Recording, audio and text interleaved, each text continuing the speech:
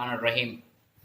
یہ سورہ یاسین کی آیت ہے کہ جو شخص مر جاتا ہے اور اپنے پیچھے جو آثار چھوڑے جاتا ہے ہم قیامت تک اس کو تحریر کرتے جاتے ہیں.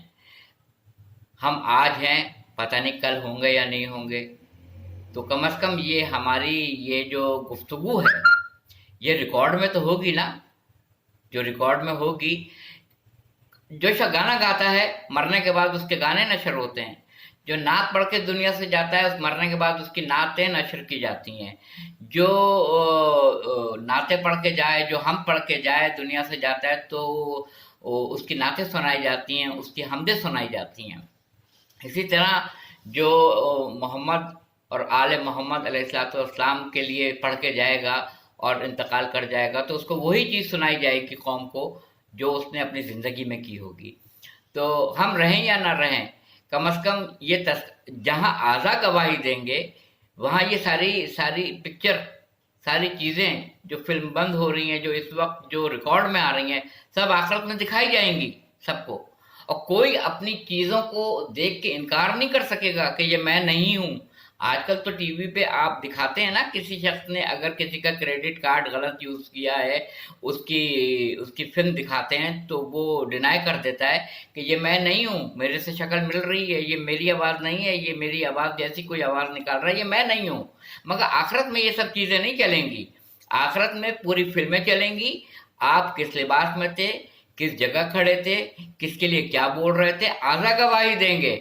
زبان پہ ہم مہر لگا دیں گے، ہاتھ گواہی دیں گے، پیر گواہی دے گا، یہ آنکھیں گواہی دیں گی، یہ کان گواہی دے گا، یہ کان گواہی دے گا، یہ سر گواہی دے گا کہ کس کس کے آستانے پہ جھکا ہے، کہاں کہاں جھکا ہے، کہاں کہاں شرک کیا ہے. یہ پیشانی بھی گواہی دے گی، سارے اعضا گواہی دیں گے.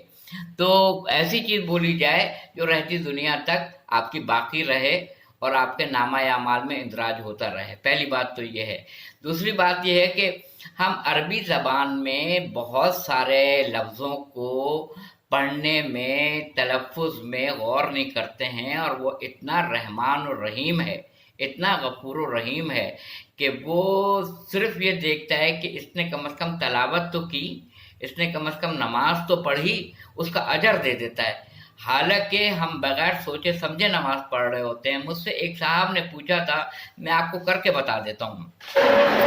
مجھ سے ایک صاحب نے پوچھا، اقتدار صاحب آپ تقریریں تو بہت کرتے ہیں، آپ ذرا یہ بتائیے رکوع میں جب آپ پڑھتے ہیں تو آپ کیا پڑھتے ہیں؟ میں نے کہا کہ میں رکوع میں پڑھتا ہوں وہ جب رکوع میں سبحان ربی العظیم و بحمدہ، سبحان ربی العظیم و بحمدہ، سبحان ربی العظیم و بحمدہ، اور اس کے بعد میں کہتا ہوں سمع اللہ لمن حمدہ، اللہ اکبر. بس وہی روک دیا انہوں نے مجھے. انہوں نے کہا یہ سمع اللہ لمن حمدہ کا مطلب کیا ہے؟ میں نے کہا کہ عباس صاحب مجھے تو نہیں پتا. کہنے لگے آپ اتنی تقریریں کرتے ہیں اور نمازیں پڑھتے ہیں اور آپ کو مطلب نہیں پتا ہے، بغیر مطلب سمجھے بھی آپ پڑھ رہے ہیں. تو میں نے کہا مجھے بتائیے. یہ 1985 کی بات میں آپ سے شیئر کر رہا ہوں. تو انہوں نے مجھے بتایا تھا سمع لفظ نکلا ہے سماعت سے، سننے سے. سمع اللہ لمن حمدہ، اے پروردگار جو کچھ میں نے تجھ سے کہا وہ تو نے سن لیا. یہ ترجمہ ہے سمع اللہ لمن حمدہ کا. اب کتنے پرسنٹ لوگ اس کو سورہ ہم پڑھتے ہیں معنی سے ناشنا، بحول اللہ وقوت یقوم وعقود مطلب نہیں پتا، سمع اللہ لمن حمدہ مطلب ہمیں نہیں پتا. بغیر مطلب کے، کیونکہ عربی ہماری زبان نہیں ہے، عربی اس جاہل دور میں ان کے لیے اتاری گئی جن کی زبان عربی تھی کہ ہم نے اس کو آسان کر دیا. تو کوئی ہے اس کو سمجھنے والا، ہے کوئی اس کو جاننے والا، پڑھنے والا؟ آپ کو اس لیے درگزر کر دیا جائے گا کہ یہ آپ کی زبان نہیں ہے. مگر ہاں جب آپ کو پتہ چل جائے تو آپ پہ لازم ہے کہ آپ صحیح تلفظ کے ساتھ اس لفظ کو پڑھیں گے. یہ 3 لفظ میں آپ کو بتا رہا ہوں جس کی ادائیگی اردو میں ایک ہی طرح لگتی ہے. سین، سواد اور وہ سے جس میں 3 نقطے ہوتے ہیں. سے بھی سین سے لگتا ہے، سواد بھی سین سے معلوم ہوتا ہے، اور سین 3 نقطے والا سے और स्वाद ये सीन की आवाज निकालता है उर्दू में, मगर जब आप इसको अरबी में पढ़ेंगे तो 3 नुक्ते वाला से अलग प्रोनाउंसिएशन होगा, स्वाद वाला अलग होगा, सल्ले अला नहीं होगा, सोल्ले अला, ये सही अरबी है। सल्ले अला नहीं, अल्लाहुम्मा सल्ले अला नहीं, सीन नहीं, स्वाद, अल्लाहुम्मा सल्ले अला। ये मुझे अब इस एज में आके पता चला है कि ये ग्रामर को किस तरह से पढ़ा जाता है, किस तरह से ये इसकी अदायगी की जाती है। जब आपको नहीं पता है, ना मालूम होने पर माफी तो हो सकती है, मगर जब आपको मालूम चल जाए तो आपको सही तरीके से अरबी तलफ्फुज के साथ उस लफ्ज को अदा करना है। ये बहुत बड़ी जिम्मेदारी है। जब आपको पता चल जाए कि कहाँ पे मीम नून के ऊपर जबर लगाना है मन, और कहाँ पे मीम नून के नीचे जेर लगाना है मिन। मैं एक आयत आपको बता देता हूँ, सूरह रात 13वां सूरह कुरान मजीद का, आयत नंबर 43 नंबर की आयत है कि ए रसूल सल्लल्लाहु अलैहि वसल्लम, आप परेशान ना हो, आपकी रिसालत की गवाही के लिए 2 गवाह काफ़ी हैं, एक अल्लाह और एक वो जिसके पास किताब इलाही का पूरा इल्म है। आयत यह है, बिस्मिल्लाहिर्रहमानिर्रहीम, कुल कफ़ा बिल्लाहि शहीदम बैनी व बैनकुम वमन अंदहु इल्मुल किताब। तो यहाँ पे अब आपको देखना है ज़बर है या ज़ेर है, बस ये आपकी जिम्मेदारी है। जब आपको पता चल जाए तो आपको अदायगी सही करना है कि कहाँ पे आपको सीन इस्तेमाल करना है, कहाँ पे आपको स्वाद इस्तेमाल करना है। जैसे हम कहते हैं आ हुजूर सल्लल्लाहु अलैहि वसल्लम, सीन से नहीं, सल्लल्लाहु अलैहि वसल्लम, स्वाद से। बड़ा मुश्किल काम है, मगर ये प्रैक्टिस मांगता है ये काम। हम बड़े आसानी के साथ ये पढ़ के उड़ जाते हैं, समी अल्लाहु लिमन हमिदा, मगर हमें समझ में नहीं आता है कि इसका क्या मतलब है।